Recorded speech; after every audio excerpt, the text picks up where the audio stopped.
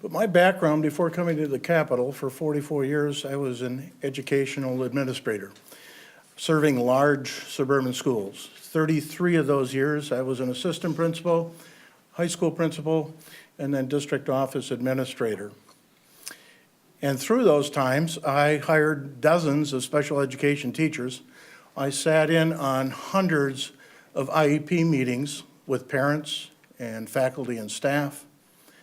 And over those years, I heard from teachers, as we heard in the sessions that we had this summer and into the fall, about paperwork.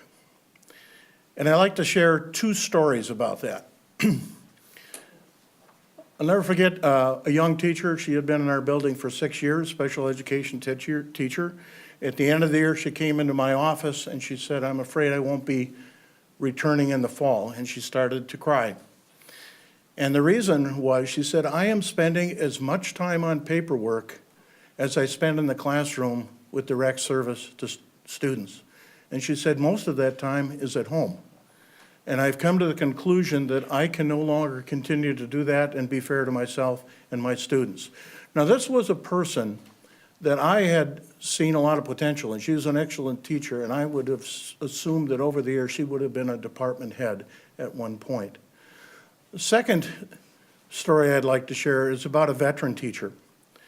Veteran teacher at the end of the year, again, came to my office. Now, she was not eligible for retirement, but she said, "I won't be returning in the fall." And the reason was, I have to be fair to my mental and physical health. And the demands of my job, paperwork being one of them, was something that drove her out of education. I think our work this past fall and summer in trying to identify and address some of these issues, and the initiatives that we will be providing in the form of bills, I hope will provide different stories than the two I just shared with you in the future. And again, thank you very much for the opportunity to be here this morning.